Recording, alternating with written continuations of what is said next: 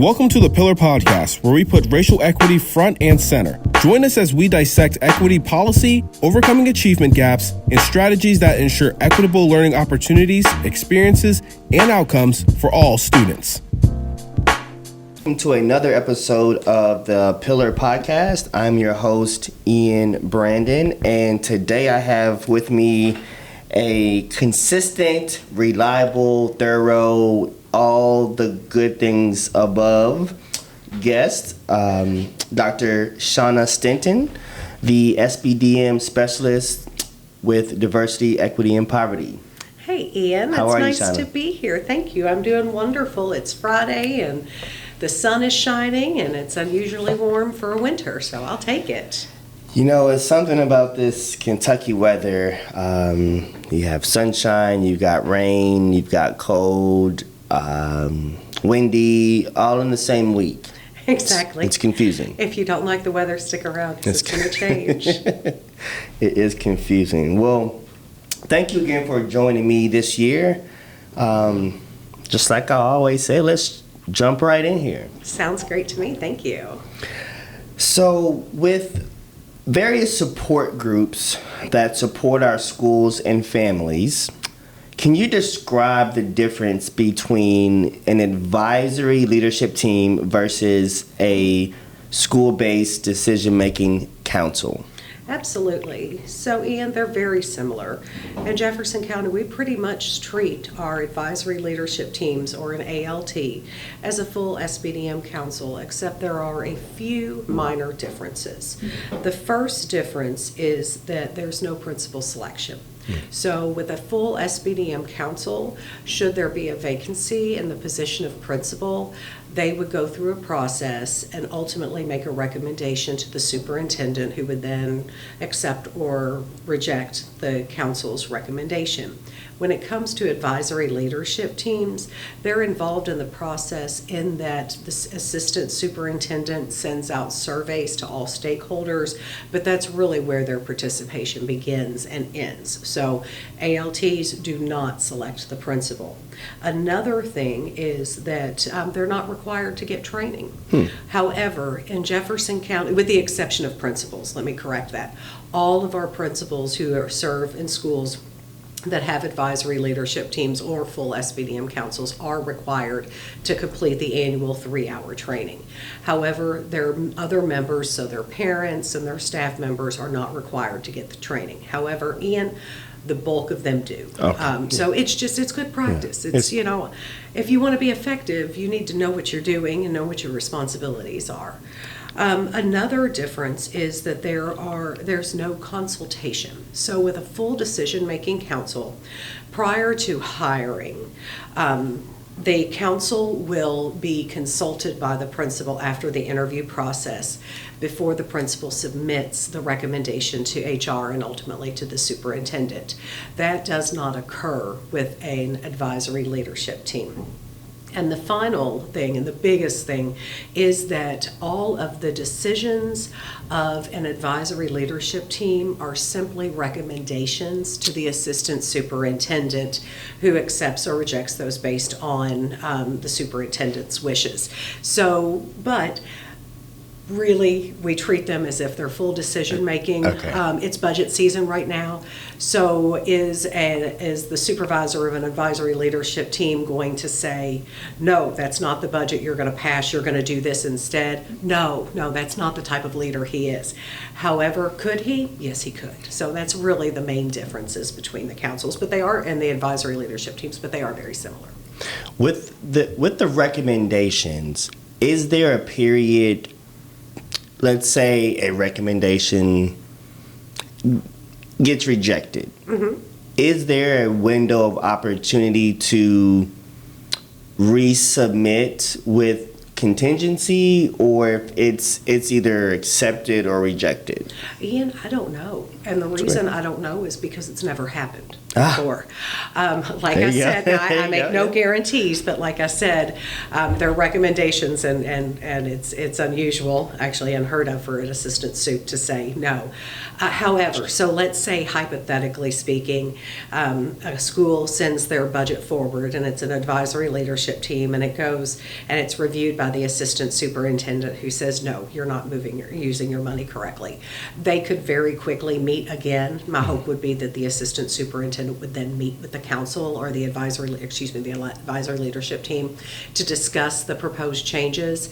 But really, they're not going to go off the rails. You got to think about, these are smart people. These are people who are truly vested. You've got smart principals, smart parents, and smart staff members who are serving. So they're gonna make some good decisions.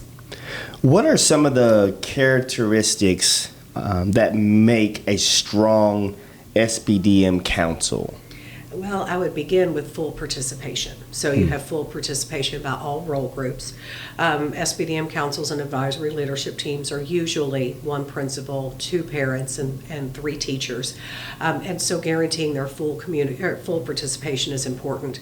And so really it's going to be those parent positions, making sure that the parents are present at all of the meetings, and that you work with the parents and around their schedule to ensure that they can be there and that they can participate. We also need the leader to model a good decision-making, to provide the council members with all of the information that they need to make an informed decision.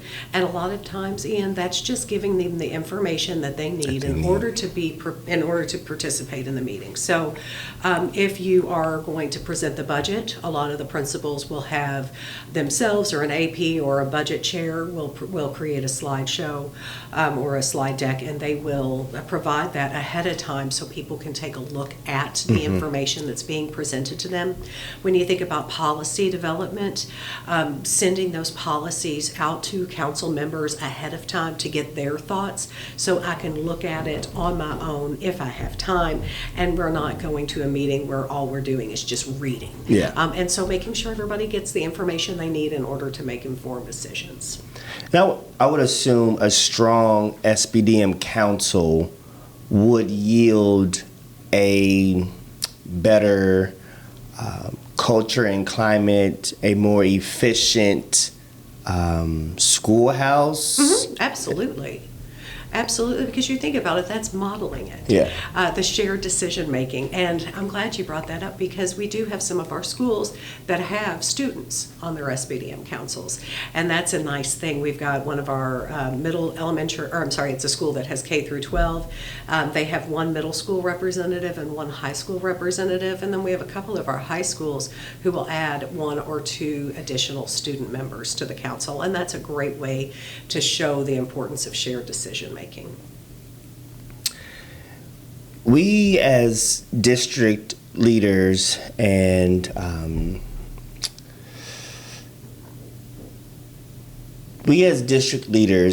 look for support on the ground, right? We're not directly in the schoolhouse. So a lot of things that we issue out, obviously we're relying on a lot of support. How do principals get more support from their council members? That's a good one. How do they get more support from their council members? I would say it begins with taking initiative and having the principal empower those council members.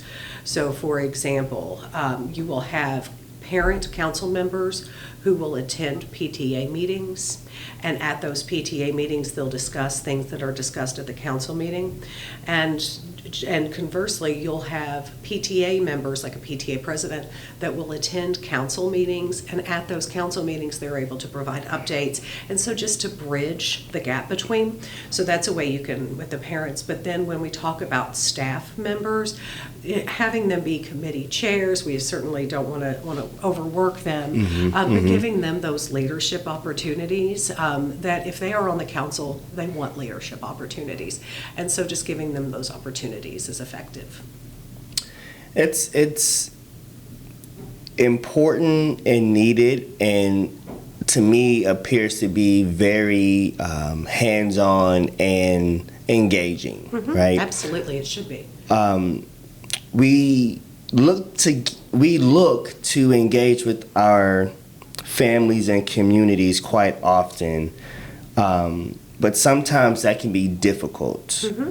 When engaging with families, how can we over communicate the goals and expectations and just what we need at the schoolhouse level? Mm-hmm. How can we engage our families better? Absolutely. So when it comes to council work, a lot of it is letting our families know when the council meets and what they're going to be discussing.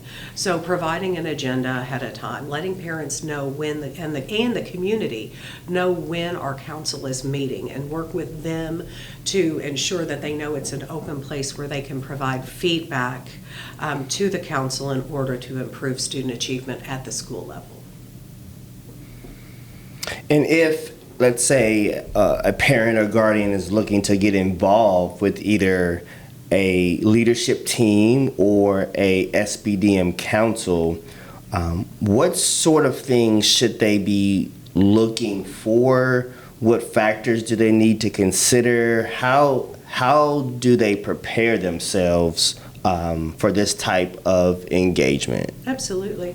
So of course, they're going to want to see what they have time and opportunities. So sometimes we work too much, we've got too much going on at home, and so you really need to first decide as a parent what you can give. And just because you can't necessarily attend a once-a-month meeting face-to-face at the school doesn't mean that you can't participate in other ways. So for example, I am, in my position as the SBDM specialist, I'm legally ineligible to serve on the SBDM council. However, I have a son who attends a JCPS school, he's in high school here. I'm on their school safety committee. So that's a way that I'm engaged, even though I don't have the time to serve, or I'm not eligible to serve on the council. But this meeting is an hour a month, it's virtual, it's nice, and it's just something that I feel like I provide value to it. And so that would be a way that I would certainly encourage their family members to participate, is through the school council committees. And your PTA, reach out and see, how can I participate? We all have gifts to give, and so I think it's important that we reach out and say, hey, I may not be able to do this, but I can do this, and see what you could do. Question regarding policy. The district operates on a number of policies, just as one could imagine, but are we up for any policy renewals? And if so, what types of policies, required or non, have had changes, or do you foresee upcoming changes? Okay, so we're in a legislative session. We've got until mid-April. So right now I'm just monitoring. So when it comes to our standard sample policies that we provide schools, we do review those once a year. So after the legislative session concludes, we'll make updates, and then I'll send those policies to the experts in those 8 areas. And then after that, we'll send them materials production and get them working. If there are major changes to the law, we will create sample policies and we will send those out to the principals. So for example, right now, there's there is a discussion about a potential law that would require SBDM councils to have a policy that gives students 30-minute lunches. Okay? So if that occurs, it's not the legislator saying all schools must have 30-minute lunches. They're saying all councils must have a policy that says that the school has 30-minute lunches. So if that occurs, if it is an emergency provision, we will immediately communicate that information to our councils and to our principals. We'll have samples ready, we'll have everything, but most of the time it's going to be a provision that occurs over the summer. So where it goes into law during the summer, and so our councils will work in the fall to update their policies to reflect that. So really, when it comes to the law, there's a lot of potential changes, but we'll see. We'll see if any of them happen. But so often it is simply, rather than saying, all schools must do this, they'll say the councils must create a policy that says all schools do this. Gotcha. And this is, I don't know, this is to me, very robust. It's very, I don't know if convoluted is the right word I want to use, but there's a lot of legality, obviously, within a district. Are there any connections between SBDM policies that are in existence or already, that are in existence or a potential? How do school policies align with overall district policies? The law says they have to. Gotcha. So it's very simple. It says that the school council policies must be consistent with Board of Education policies. So yeah, and we check and we make sure all of our sample policies do, and I review all of our policies as they come in, just to make sure there's nothing that kind of goes off the rail. And of course, we're in a school, and so you're going to hear that. Gonna hear. I love it. I love it. Oh, you gotta love the schoolhouse, right? Mm-hmm. So, as we're on the conversation of policies, I want to stay along this track for a couple minutes here. There have been a number of state legislative bills to hit the airwaves as of recent, specifically Senate Bill 93, Senate Bill 6, House Bill 208, etc. I want to spend a couple minutes on Senate Bill 93. And for those that may not be fully aware of the bill or what the bill means, it is a new law that prohibits local school districts from providing any program, trainings, or activities that advocate for diversity, equity, and inclusion and belonging. Trauma-informed approaches, current school safety laws, etc. This is a pretty big deal, and my question to you is, if a SBDM council member or member of an advisory team is in support of or not in support of a bill such as Senate Bill 93, how can they get engaged in the conversation?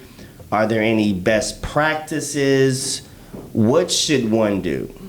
First thing they need to do is educate themselves so that they're aware of the laws, the potential laws, and how quickly they can become reality. When it comes to our councils, I'm always hesitant to provide any advice on pending laws, simply because that's the role of the Board of Education. So you'll see that they have a legislative agenda and they handle that. So I really don't, my hands are tied in terms of communicating a lot of information. However, the districts are not, because nobody wants to know Shauna Stinton's opinion on this legislation. But I do stay in contact with our lobbyists and various people who are working in Frankfort, and they'll reach out to me and say, hey, how is this going to impact? What do you think? And they do ask my opinion, and I do offer it. But it hurts my heart so often when a law will pass and it becomes law, and then we're sending these policies out, and everybody's like, well, hold on, we didn't know this happened. So, for example, last year, there was a law that went into effect that required all of our councils to have to include what I call anti-trans language in it, and our board was not pleased with that either. But it's the law. It's the law, and yes. that's it's the law, and you can't defy the law. But what you can do is come up with ways to ensure that our marginalized students get the support they need in order to be successful. So in that case, it was our trans students. And so that was really the conversation that occurred. Now, I did have a couple of councils who flat out refused to include that language in the law and that, or in their policy, and that's absolutely fine. But Ian, it's still the law. They still have to follow the law, and they still have to follow all the guidance in terms of use of restroom facilities with transgender students. So really educate yourself. There will be guidance coming out from JCPS, I believe, in terms of this proposed legislation. And I had someone who, a lobbyist, told me once when I had asked her about the legislature and how all of a sudden they appeared to be pursuing our transgender students. And it kind of hit me from out of nowhere. And she said to me, so goes Florida, so goes the South. Yeah. And I was like, okay. And she said, if you want to know where things are going, you watch Florida. And that eventually will eke its way into Kentucky. And so I think if you look historically, where did this generate? It came from Florida. Yeah. And there are going to be so many impacts. If you look at our sample policies, racial equity is intertwined throughout. Again, I love being in a school. Racial equity is entwined throughout. So, for example, our sample consultation policy for hiring, as well as our principal selection policy, both include language that that provides members with the opportunity to interview a diverse slate of candidates, and we're talking about racial diversity here. And it also provides the requirement that the interview committees, in and of themselves, contain diversity. Now, the council, by law, any schools that have 8% or more minority student population must have minority council member. That's every school in Jefferson County. We're a majority minority district, so all of our schools have minority representation. But we need more. And we even have some schools that have the entire council is minority, and that's absolutely fine and absolutely legal. So I worry about that language that goes throughout the policies. I also worry about what will happen with the racial equity analysis protocol, or the REAP. The REAP, because the REAP is simply a series of questions that council members discuss in order to tease out any inequities. So we send all of our district sample policies through the REAP, but just because Stenton School District does not have, just because Stenton School District didn't locate any inequities doesn't mean that Ian Brandon Elementary School might locate some inequities. So it's important that they do that, and we need to be discussing this. We do. A lot of not just work within DEP, but just, I would say, the district as a whole. Some work may not be quote unquote classified as diversity work, but essentially that's really what the goal is, right? We're seeking to be more inclusive, having more representation, and although within DEP the primary focus is for Black and brown students, that does not mean others are excluded or not important or not valued or not having their interests met. I think that's a big misconception, I personally think, is within the community. But when we speak about marginalized students, oftentimes there is a lack of, I would say, knowledge on how to advocate for yourself, right? How can we as leaders, as educators, parents or guardians, how can we advocate or push for our students to advocate for themselves? I think starting off, I would add council members, student council members at the middle and high school level. because they live the experience. I think about how much I learn from my son about what he says about school and his experience. So I think if we begin by including students in the conversation, and it doesn't necessarily even have to be just the council that adds students, it can be just talking to our kids about real world issues. Yeah.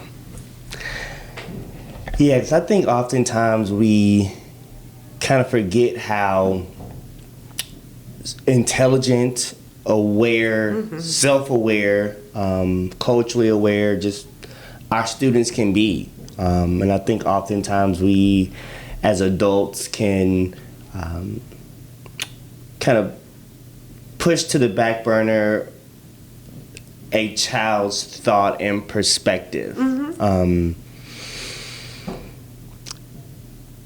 Not always the best thing. No, right? not at all. Some of us have been removed from the schoolhouse and I would say adolescent issues and, problems more than others. But to them, that's their reality. That's the world that they live in. They're living in it daily. So their voice definitely matters. Absolutely. You think about like the 30-minute lunch. When I received the email asking me my opinion on that, I thought, this really should be the kids that are answering this. Is 20 minutes enough time to eat? Is it enough time to get through the line? Right, and yeah. talking to our nutrition service workers, and I don't know. I just felt like they would be the ones that would be able to respond to that and to be able to tell us, and because they would know too. My assumption is, I don't know if it's correct or not, that if we add 10 minutes to lunch, we're adding 10 minutes to the instructional day. Yeah. So kind of asking kids, okay, Ian, you're at, Shawnee High School.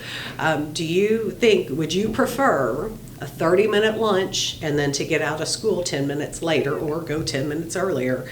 Or would you prefer a 20-minute lunch? And it varies too. I think at our middle and high schools, they're a little more lenient as far as letting kids snack and things like that. But yeah, so, ask them, see what they say. I know when I was a student, I always felt like lunch was not long enough. I did too. You couldn't make it through the line. No, by the time you sat down, took your first bite, it was, all right, it's time to clean up. Yeah. But I think when you position the opportunity to extend lunch with the caveat of your day will be 10 minutes longer, I think for some that changes things. Yeah. Like it sounds, 30 minutes, but what? No, wait. 10 minutes more of school. 20 minutes is fine. Yeah. I can see that. Yeah. I know we do have additional, and JCPS, we go to school more minutes than we're legally required to, so it could be a non-issue with us. But just to be sure, that might be something that we'll need to look into. Yeah. Well, Shauna, as always, it has been a pleasure. I always feel smarter when you're in the room. Oh, thank you so much. I appreciate that, Ian. You are one of the most organized people I've ever met. Like, you're on top of it. I genuinely mean that. Like, I have to for my job. I have to. But we appreciate you, and I appreciate you, and thank you again. Thanks, Ian. Have a great weekend.